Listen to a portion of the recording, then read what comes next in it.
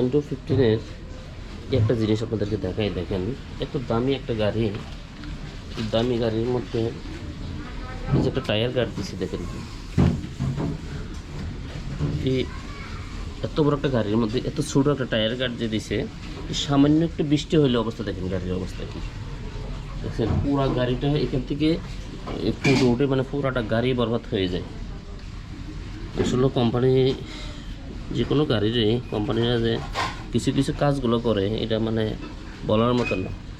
এটা দরকার ছিল টায়ার গার্ডটা একটু বড় করার। সামান্য একটু বৃষ্টি হলে এখানে যারা পিছনে বসবে তাদের অবস্থা আরও খারাপ হয়ে যাবে। এই হলো অবস্থা। একটা গাড়ির দাম 3.5 লাখ 4 লাখ টাকা নেই। এই একটা জিনিসই একটার দাম কত টাকা, অন্তত এটা একটু ভালো করতে পারতো।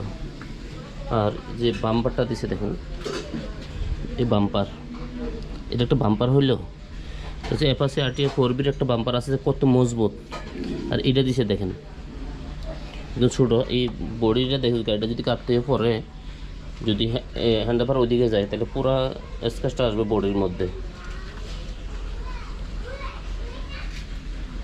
এই বাম্পার আর হচ্ছে যে আপনার এই টায়ার গার্ড, এই দুটো জিনিস আমার একদম না পছন্দ হয়েছে গাড়িটার মধ্যে। আর না হয় আল্লাহর রহমতে সব দিকেই পারফেক্ট।